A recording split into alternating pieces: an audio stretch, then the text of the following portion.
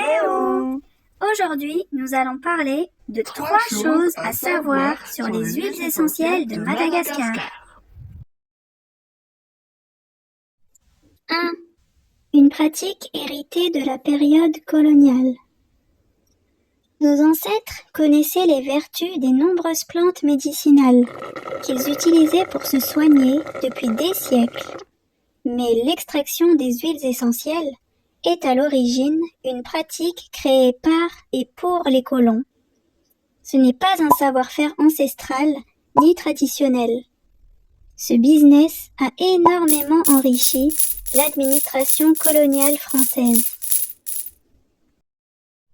Par contre, l'utilisation des huiles essentielles, substances obtenues par processus d'extraction des plantes aromatiques, n'est pas vraiment propre à la société traditionnelle malgache.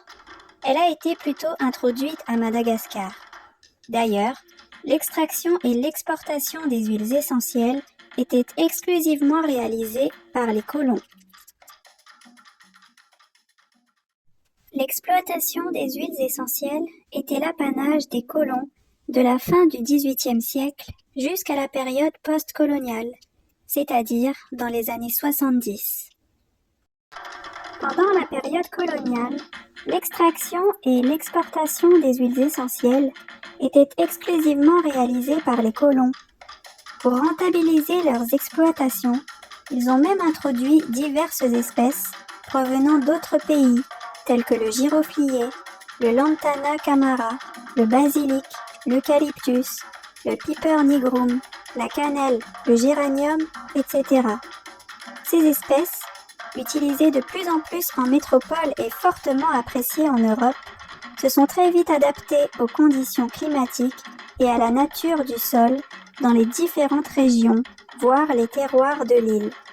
Cependant, d'après Ranjami Arisu, 1996, les trois principaux produits exportés par Madagascar et qui ont fait sa renommée mondiale sont les essences d'ylang-ylang, de clous de girofle et de feuilles de girofle. En fin de compte, la plupart des huiles essentielles qui font la renommée de Mada ne sont pas endémiques, mais ont été introduites volontairement ou domestiquées. C'est ce que nous allons voir dans les 2 points suivants. 2. Ravinsar versus Ravensar. L'huile essentielle de Ravinsar et de Ravensar ne sont pas les mêmes. L'huile essentielle de Ravinsar est extraite du Cinnamomum camphora, qui n'est pas un arbre originaire de Mada, mais qui a été importé de Chine. L'huile essentielle qui est extraite du Cinnamomum camphora chinois est le bois de haut.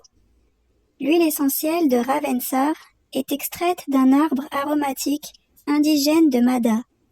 Les deux n'ont absolument pas les mêmes vertus et utilisations thérapeutiques, et des confusions ont régulièrement été faites à leur sujet. Et le 3, du yaouli de nos frères Kanak au niaouli. La plante niaouli a été importée par les colons à l'époque du creusement du canal des Pangalanes. Projet lancé par Gallieni sur tout le long de la côte Est en vue d'exercer un meilleur contrôle administratif et militaire de la région. Les travaux débutèrent en 1896 pour créer une voie navigable de 665 km entre les lacs, lagunes et rivières de Full Point à Farafangan. 300 de nos ancêtres creusèrent ce canal sans relâche et dans d'atroces conditions. Pour maintenir les berges du canal nouvellement creusées, les colons ont dispersé par avion des graines de cette plante considérée comme envahissante par nos communautés locales. À l'inverse, les vertus du niaouli sont connues depuis longtemps par les tribus Kanak qui l'utilisaient traditionnellement pour se soigner. Le terme niaouli dérive de yaouli dans la langue de l'archipel des Bélep de Kanaki.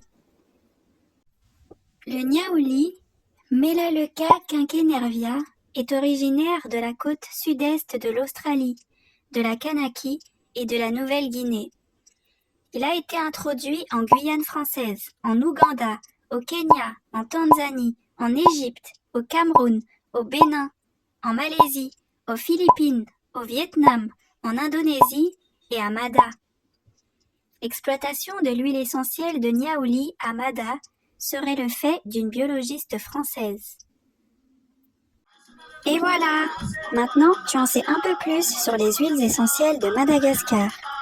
Si cette vidéo t'a plu, n'hésite pas à liker, t'abonner et partager. Décolonisons nos mémoires, nos corps et nos esprits et redevenons nous-mêmes. À bientôt!